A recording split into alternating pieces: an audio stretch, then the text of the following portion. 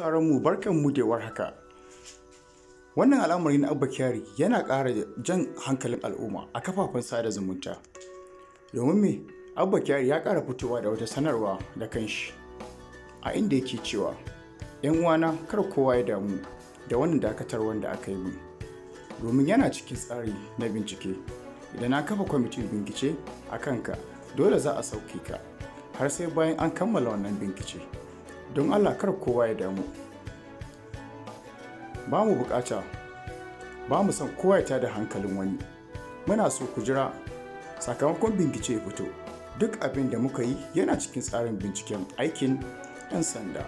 Daga ƙarshe, kwamitin binciken za su fitar da wannan bayani ko kuma sakamakon wannan dakatarwa da aka yi mun saboda binciken da ake yi. Kuma kowa zai gani, zai ga sakamakon. Allah ka ba mu nasara akan taron dangin makiya. Ya hayu ya mu. Wannan shine abin da Abba Kyari ya faɗa. Mutane suna bayyana cewar an ga Abba Kyari cewar ya yi 'yan IPOP da masu cewar a kawar da SAS da kuma 'yan ta'adda da masu sace shanu da sauransu.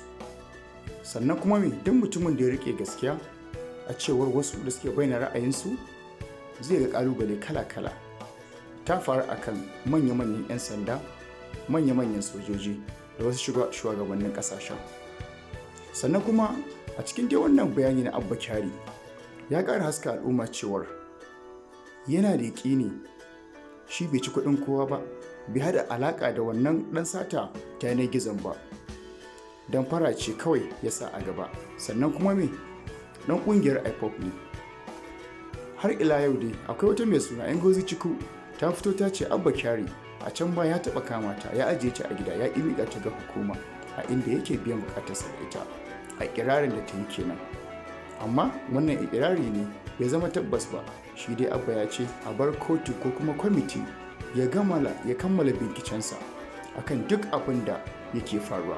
Gaskiya dai a ƙarshe za ta halinta. A wani labarin kuma dai akan Abba Kyari, Shehu Sani ya ce 'yan arewa munafukai ne lokacin da aka kama Sunday Igboho da kuma Nnamdi Kanu suna ta murna, amma yanzu an kama Abba Kyari. Suna bakin ciki akan wannan al'amari. Wasu kuma sun ce laifin Abba Kyari ya sha bamban da na Sunday Igboho da na Nnamdi Kanu. Saboda wannan zargi ne ake yi akan wani mu'amala ta kuɗi, waɗancan kuma 'yan taware ne. To Allah ya samu dace. Kar ka manta ka danna mana subscribe a wannan channel ɗin tawo mai albarka. Idan kuma ga subscribing tun a baya, muna so kai like kai share bidiyon mu don mu samu ƙwarin gwiwa tura muka bidiyo masu muhimmanci irin wannan. Mun gode.